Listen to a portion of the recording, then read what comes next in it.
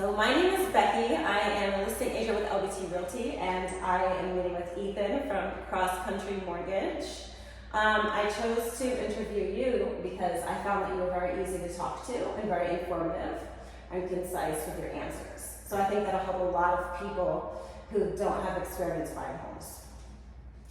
So the big news is that the Federal Reserve just dropped interest rates 0.25%. How has that impacted your business as a loan originator? It's been really great. It's boosted a lot of traction with buyers that were kind of potentially on the fence. Now looking back at the market, kind of gave a little bit of excitement. We see the rates always rise quickly, but come down slowly. So this is a step in the right direction. Ultimately, it's not as much as everybody had hoped.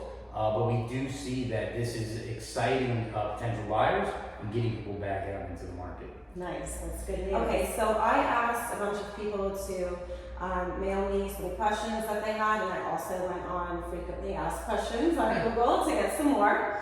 And then a few of these are from myself too, as a realtor, things that I'm still unclear about. And I figured if I'm unclear, then a lot of buyers may be unclear too.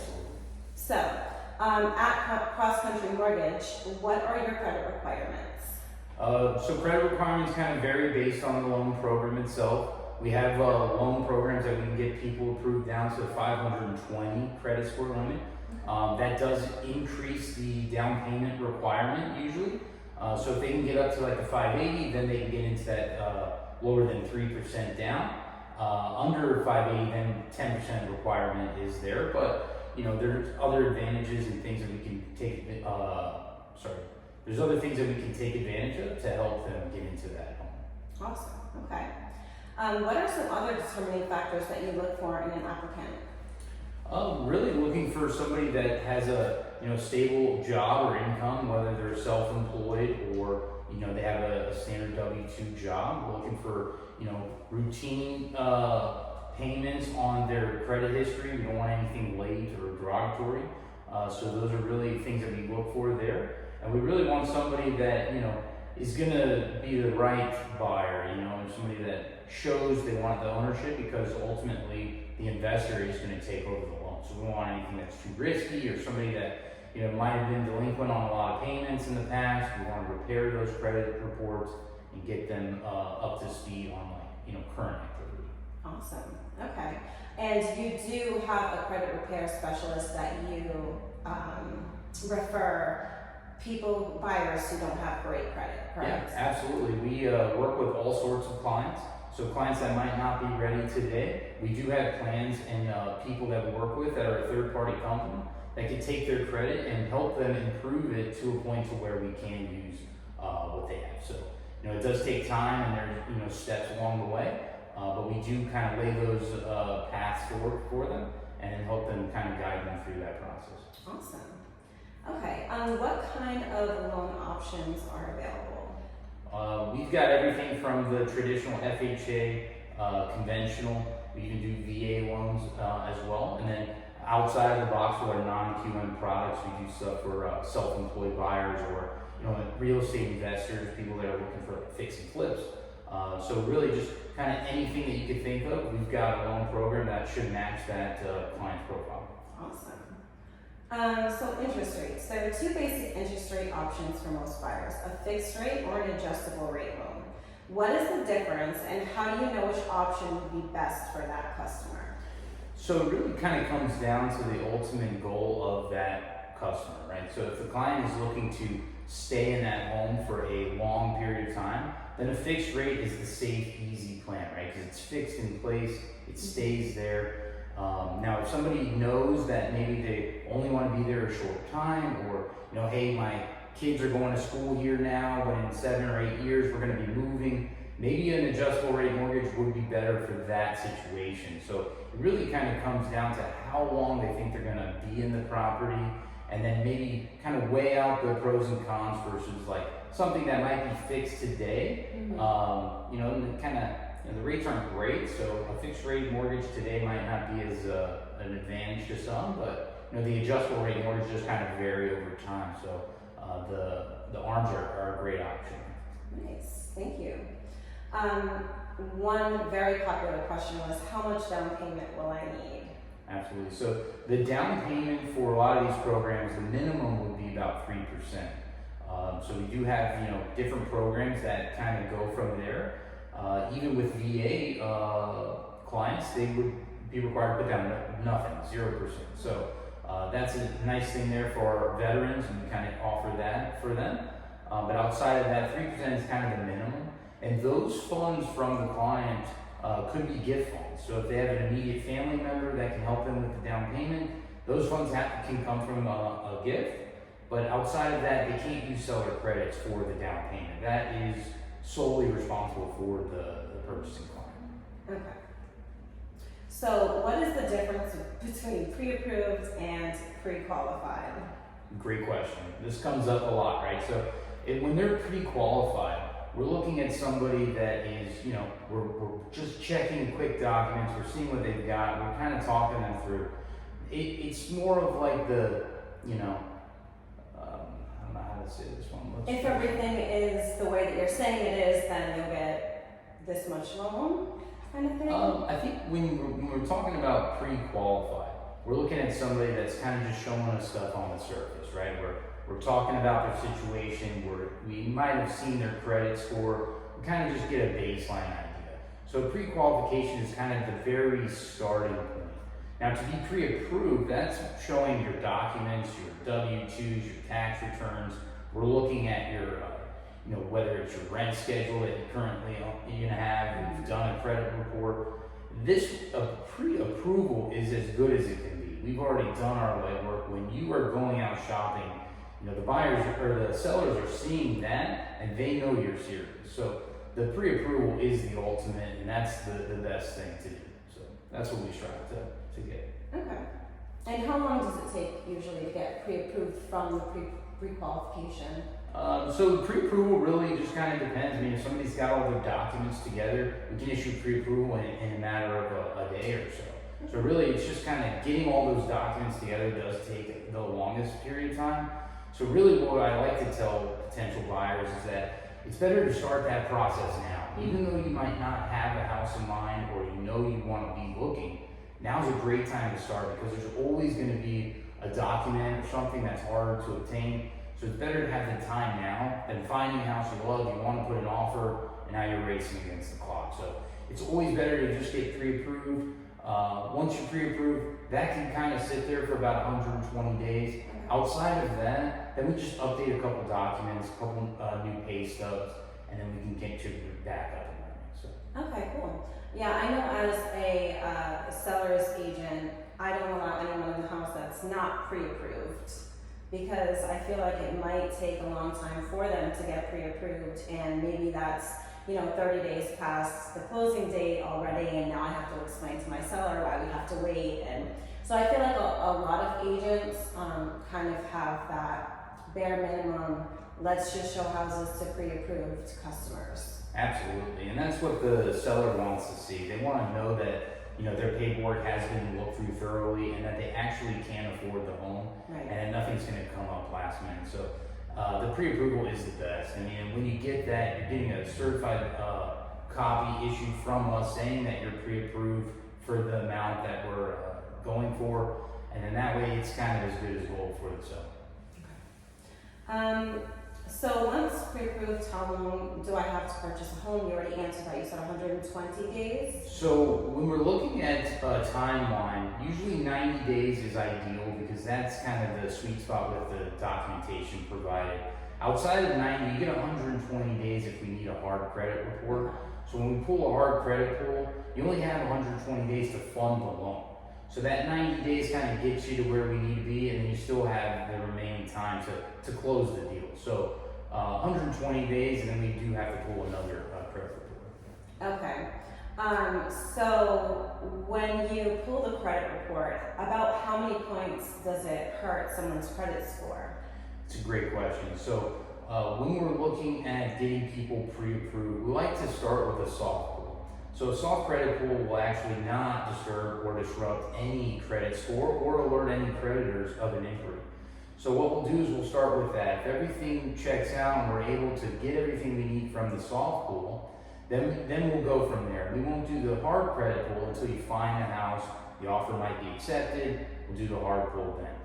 A hard credit pull, when you do initiate that, it can reduce or impact your score by 5 to 10 points, which is something that can be repaired with time. But you also have 30 days from the hard pull to have other mortgage lenders pull their credit at the same time without impacting the score. So really, you get a small decrease, but that's why we want to save that to the very end and not do the hard pull unless absolutely necessary. Cool. Okay. What are the closing costs, and how much can I expect to pay? The closing costs vary. They're about 5 to 10% of the loan amount typically. Now, with a great realtor like yourself, you can kind of negotiate those closing costs and maybe get the seller to cover those. So a lot of the times, you might think that these costs are going to be, unobtainable or outside your reach, but really with great negotiation and a phenomenal realtor like yourself, you can get those covered by the seller. Yeah, and I know a lot of sellers are helping with closing costs right now due to the sale market. Absolutely. We want to help the buyers as much as we can, and it's definitely a buyer's market, so they have more advantage right now, for sure. Right. I mean, people always get caught up in the rates. When the rates are low, competition is high. When the rates are a little bit higher, competition is lower, but then you're getting all these benefits, right? You're getting repairs done, you're getting seller credits, and a lot of these credits are beneficial for the buyer. So it's a great time to buy, and I think worrying about the closing costs and the rate is definitely something to be concerned with, but it's not a deal breaker. So, what is the difference between APR and interest rate? Does every loan have both?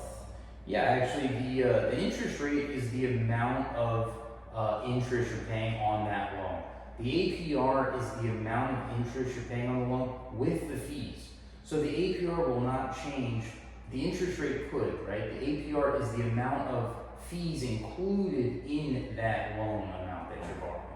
So the APR could look a little bit higher because it's adding in the fees over time. So it's all of that combined into one. Okay. Do I have to pay closing costs again when refinancing? Refinancing a current home, you will have to pay closing costs. The great thing with that one is that you already own the home. So a lot of the times what we see is we can actually roll in those closing costs into the life of the loan and just spread that payment out over the course of the loan. So you wouldn't really need to pay anything out of pocket up front. You just start to, hopefully reduce your payment over time and pay those fees over the course of the loan. That's great news. Is there, for your mortgage company, is there a prepayment penalty? At Cross Country Mortgage, we don't have a prepayment penalty. So you're free to pay it off when available or able. So the next question is, what are mortgage points and do you offer them? Mortgage points are available with Cross Country, and what they are is they're prepaying the interest down. So what the buyer can do is they can choose to buy down the interest rate with these mortgage points and spread that out if they're going to be there long enough. So what we want to do is look at how long they're planning on being in the life of the loan and just factor that into the cost and see if it breaks even on buying down the interest rate. So a lot of the time people think that you get one interest rate and that's all you get. It's not true, right? You could be in the house a year or two, rates improve, refinance at that time. So it's really something to kind of weigh out the benefits to see, are we really going to be here for the course of the loan? Is it worth paying that out of pocket today to lower the interest rate now? Or do we want to take a chance and maybe get a lower rate in the future on its own? So. Okay.